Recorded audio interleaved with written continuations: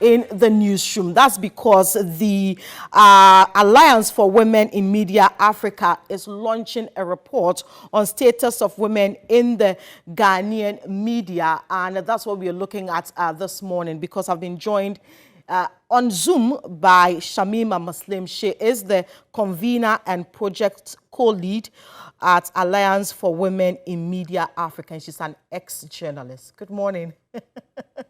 Good morning. Good morning. Is it not interesting? I'm calling you an ex-journalist. Hey, once a journalist, Always a journalist. What have you been up to, by the way? Journalism. I'm still doing journalism in another form, so you won't see me on your screens or hear me on the airwaves, but I've been doing, media development work, which is also critical if we are to, advance the progress of our media space in the country, especially for women, which has always been my passion. So I've been trying to get the Alliance for Women in Media off the ground, and I am really happy that, we have moved from envisioning, from dreaming, and, as they say, the day is here at last, and we have this very groundbreaking report, which we're about to launch, which we hope will be a beginning of conversations about how we can, develop our media for the better generally. Okay, so your report, it says status of women in the Ghanaian media. What do you mean by status exactly? Well, so status means a lot of things. I must say that I was inspired when to put this project as a key project for the Alliance when I was doing the research on women in media globally. There have been global reports. The International Women's Media Foundation, for instance, in 2011, launched, just as we're about to do, a global report on the status of women in news media. So it basically is to assess progress thus far, to identify glass ceilings that still need to be broken, and to make recommendations on how various stakeholders can work to better provide a thriving environment for women in media, so their contribution can also lead to better media content and better reflection of the media in the society. I came across the Women's Media Center in the US. They also publish annual reports on the status of women. So, I mean, soon I will tell you some of the questions they usually would ask in the survey that would give us a broad understanding on who is in the media, what are they doing in the media, how much are they paid in the media, are there opportunities for career growth for them in the media, are there challenges with work-life balance, and how are media organizations responsive to the peculiar needs of women, especially when they have to add on their reproductive role as childbearers, wives, and what have you, which are vital roles to keep our society going.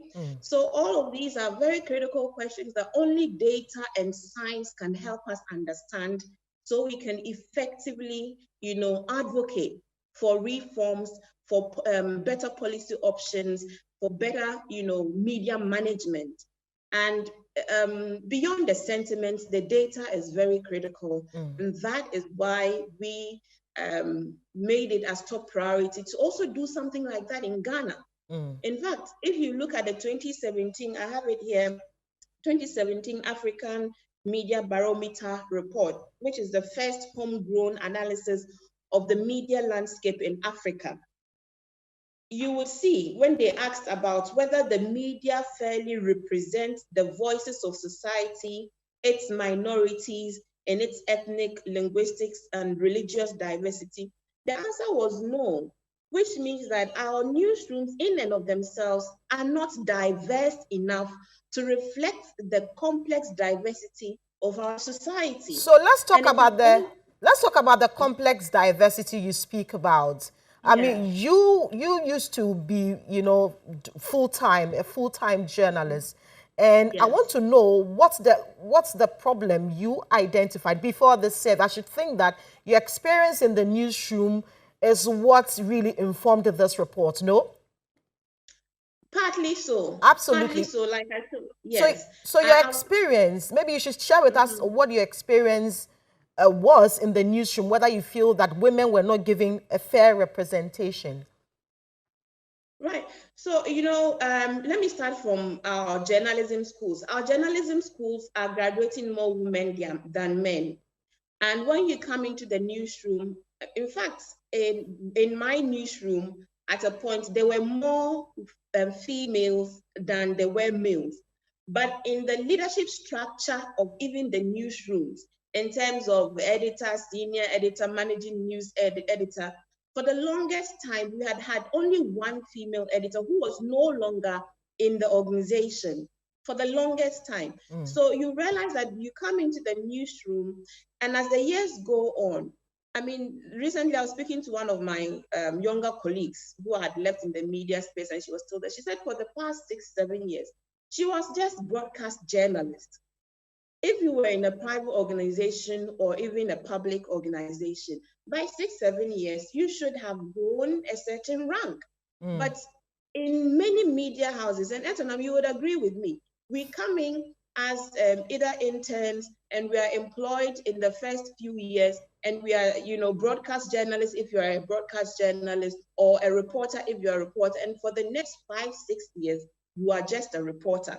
There is no clear guidelines of growth. And these were some of the things we saw. Workplace safety issues, the issues of harassment from within, from without, from clients, external harassment from clients, especially for women, when you're following up on a story, if you're going to cover a story within the organizations, because the power centers are often filled by men, there's always a level of power play in the media organizations. I'm happy to say that now we are seeing a few more women. I mean, Media General is one of the very few big media organizations that now has a woman who started as a journalist, climbed through the ranks, and is now Group CEO. I'm talking Beatrice Ajman, and that is one of the cases we must celebrate, because there are very few and very far in between. So these are some of the concerns we raise when childbirth, for instance, and even in some public private institutions, if you came back from maternity leave, it's a challenge, because we don't even have daycare centers. And this has been said several times, over and over again, that one of the ways in which to help nursing mothers to integrate quickly back into the workspace is to have, say, dedicated rooms where they can come with their babies, because you're asking women to do 6 months breastfeeding. And yet maternity leave is 3 months, 6 weeks in some organizations. How is she supposed to manage that? So you look at your situation, you have 3 toddlers. Look at me, I had my kids in succession.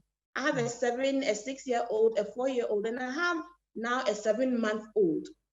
So how was I going to combine if I didn't have any reliable help at home? How was I going to combine being on air like you, Etornam, this early morning when the baby needs to be breastfed or to be fed? Okay, so let's You talk get the about point the I mean? survey. I think the problems are obvious. The problems women face are really obvious. But how many media houses did you survey, for instance? Right. So we surveyed about 54 media houses. As you know, with research, you cannot speak to everybody. So you do sampling, and it's a scientific process to reflect what the generality of the situation is. So we identified 50 media houses across the media spectrum. So we did television stations, radio stations, newspapers, and online. We use Geopol's assessment of the most listened to National Communications Authorities definition of the media in terms of the categorizations. And then we did the sampling based on the key media houses across the 10 regions of Ghana. So over 300 women were sampled, from journalists to editors to some managers, and the few managers that we had. So that's the sampling range that gave us the outcome. Can we look at the Maybe key for one thing findings of this report?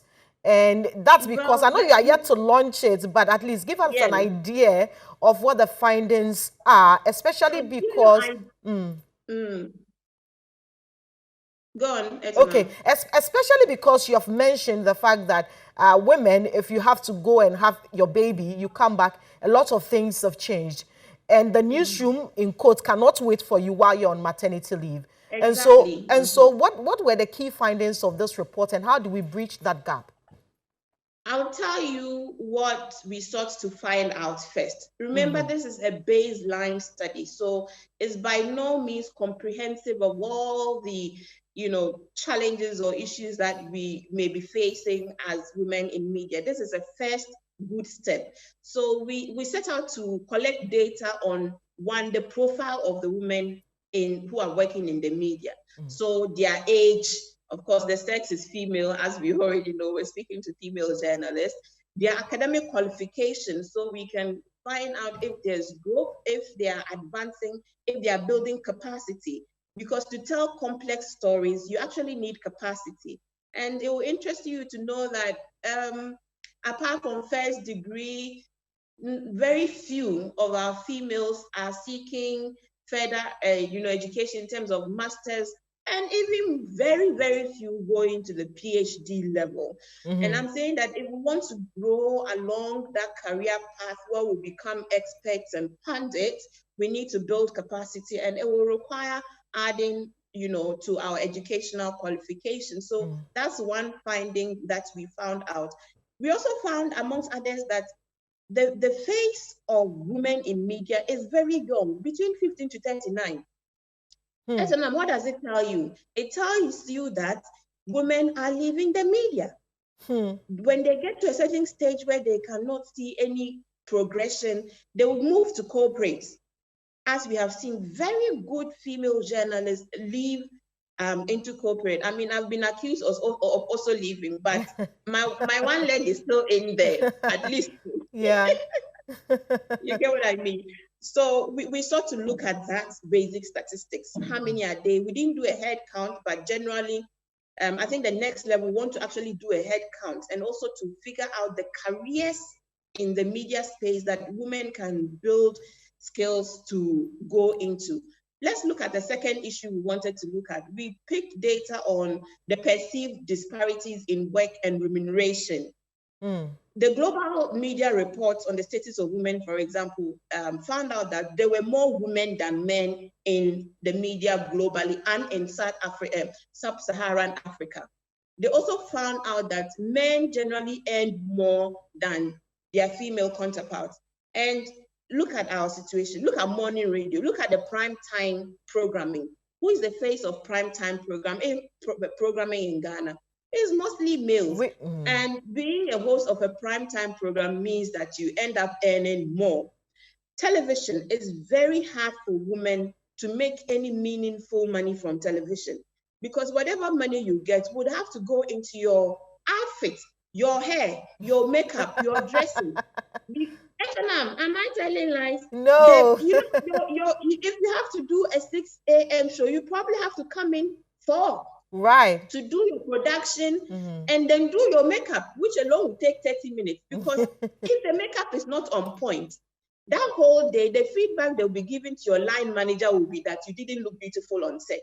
It will not matter the content you provided on on air on that morning.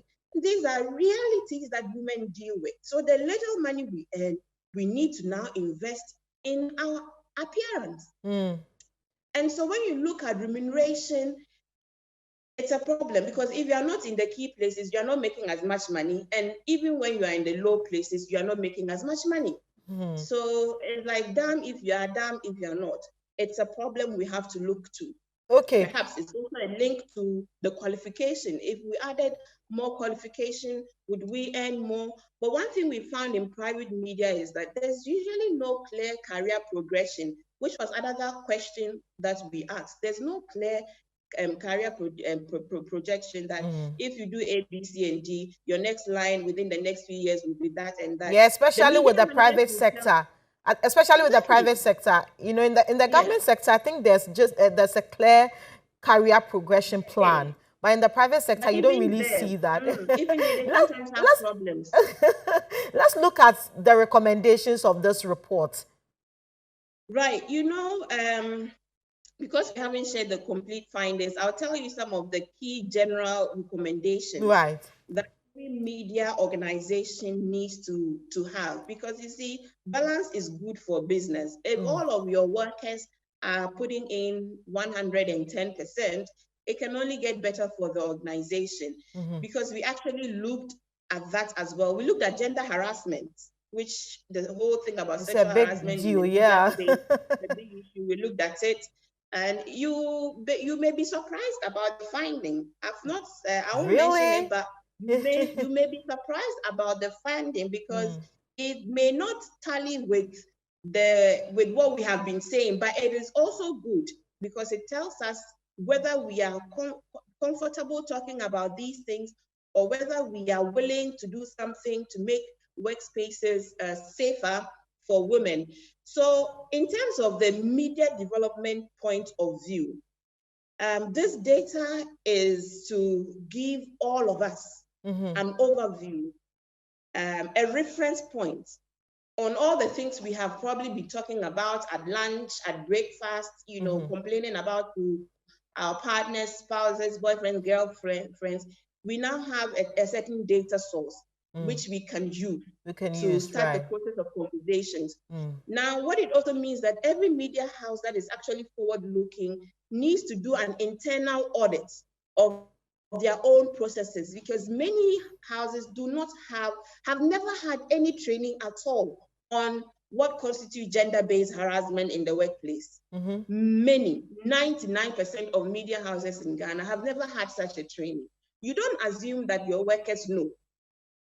So you have to create opportunities for such training and awareness creation, so that when somebody is in breach, it is glaring to everyone. It is clear, and then everybody will see. Yes, there's consequences. I'm being counted down. So just so we wrap up, let's talk about the main stakeholders and what we can all do to ensure that this issue is addressed. Because not just on the doorstep of the media house. Let me tell you, if the launch is on Wednesday, from 2 p.m. to 4 p.m. at the Center for African Wetlands. It's behind BAM Library at the University of Ghana. Our special guest of honor is the ambassador to the US in Ghana, Stephanie Sullivan. The American Embassy gave us funding for the money for the project, and we are most grateful. We also have Professor Akosia Dakwa. She's a sociologist, head of sociology department. She's a gender activist. She would give us the keynote address. Professor Odrigajeko was our partner in this project. Is also Ahmed's patron. She's Dean of the School of Information and Communication Studies. I myself will be there. The Information Minister has agreed graciously at a short notice to also join, as there are some policy issues that government needs to respond to. So the Honorable Kojo Nkrumah is a guest who will be present. We will be streaming live via the Joy FM Facebook page. I beg your pardon to be mentioning another station here, but as well as the Alma Facebook page, as well as all our Twitter handles. You can find and join the conversation on Wednesday from 2 to 4 p.m. Shamima, thank you so much for making time to speak with us, and I wish you all the best with your launch. I most appreciate the time that you've given me. And well done to all of you females who are brightening our mornings from, Media General. Very beautiful, very brainy. And I wish that most of you will continue and grow within the levels of the organization, because you're making sacrifices and it ought to count for something. Thank you.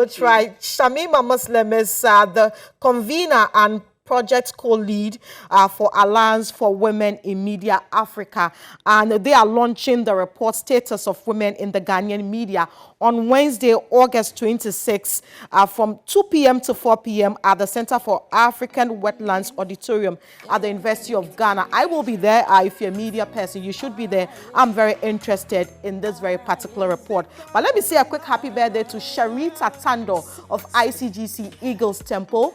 This is from Elizabeth and myself, we want you to know that we love you very much. And happy birthday